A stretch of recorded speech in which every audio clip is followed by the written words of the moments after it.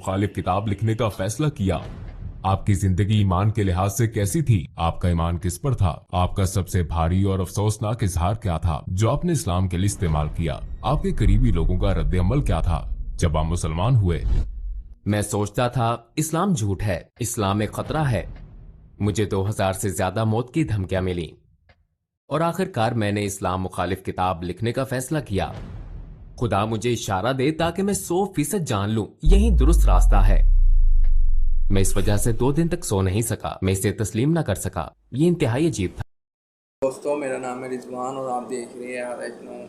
आज की हमारी वीडियो एक ऐसे शख्स की कहानी पर है जिसने इस्लाम के ख़िलाफ़ किताब लिखने चाही और इस्लाम और नबी सल्लल्लाहु अलैहि वसल्लम की तहीद में किताब लिखने चाहिए, लेकिन ऐसा क्या हुआ कि उसने खुद ही इस्लाम कबूल कर लिया। दोस्तों, ये कोई पहली बार इस्लाम की हिस्ट्री में नहीं हो रहा कि कोई शख्स इस्लाम के ख़िलाफ़ निकले और उसका नतीजे पर वो खुद ही इस्लाम कबूल करे। और ये हमें 1400 साल पहले से भी ऐसी मिसालें मिलती हैं, जैसा कि हज़रत उमर के बारे में है कि उन्होंने किस तरह गए अपनी बहन के घर, ठीक है, कमरा दरवाज़ा तोड़ा, फिर बाद में वो जब उन्होंने आयत सुनी और वो खुद ही इस्लाम ले आए।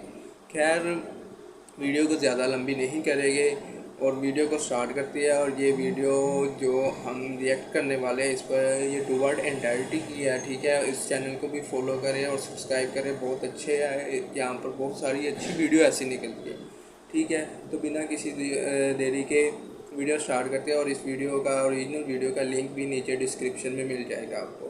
तो चलिए स्टार्ट करते हैं वीडियो।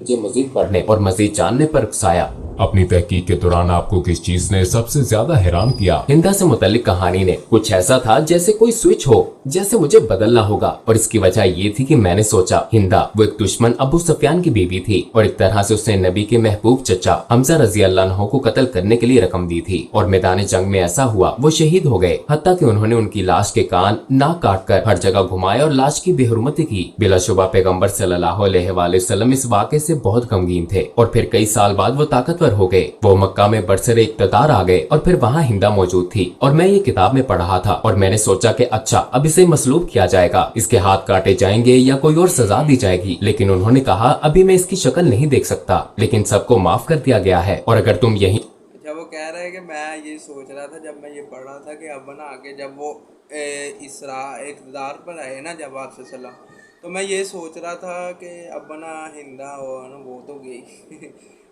यानी कि उनको तो मसलूब कर दिया जाएगा।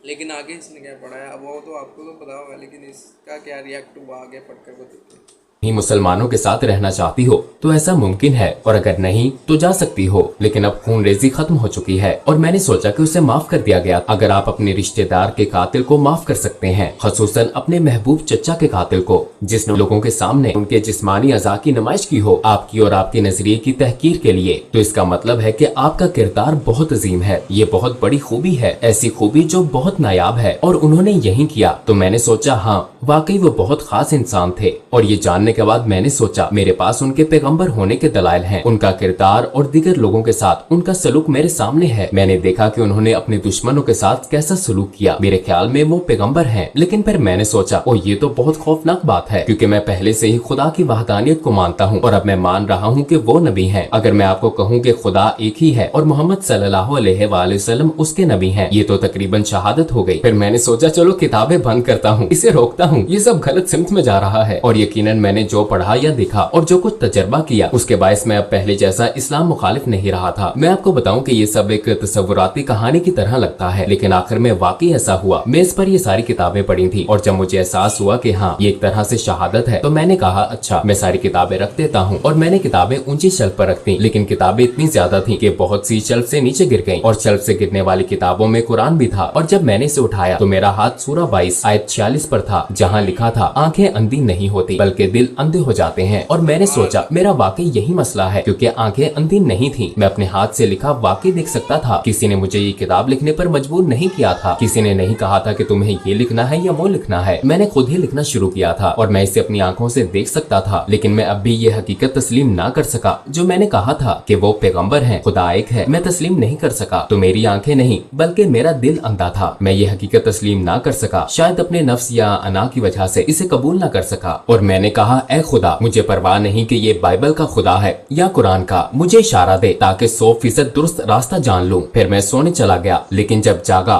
तो मैंने खुद को बहुत महफूज महसूस किया। मैं वाकई बहुत महफूज महसूस कर रहा था। मैंने कभी किसी हवाले से इतना महफूज महसूस नहीं किया। मेरा सारा इस्तराब और शक व शुबहात खत्म हो गए थे, सूरज के सामने बर्फ की तरह। और मैंने खुद से कहा, शायद मैं मुसलमान हो गया हूँ। फिर जाहिर है मुझे दूसरे लोगों को भी बताना था। आपके इर्द गिर्द के लोगों का क्या रद्द-ए-अमल था जब आप मुसलमान हुए? उम्मीद करता हूँ आपको ये वीडियो अच्छी लगी होगी। अगर आपको ये वीडियो अच्छी लगी है तो लाइक करें, सब्सक्राइब भी कर लें मेरे चैनल को मज़ीद ऐसे वीडियो देखने के लिए, और साथ मौजूद बेल आइकन को भी क्लिक कर दें। अगली वीडियो के लिए दे इजाज़त। अल्लाह हाफिज़।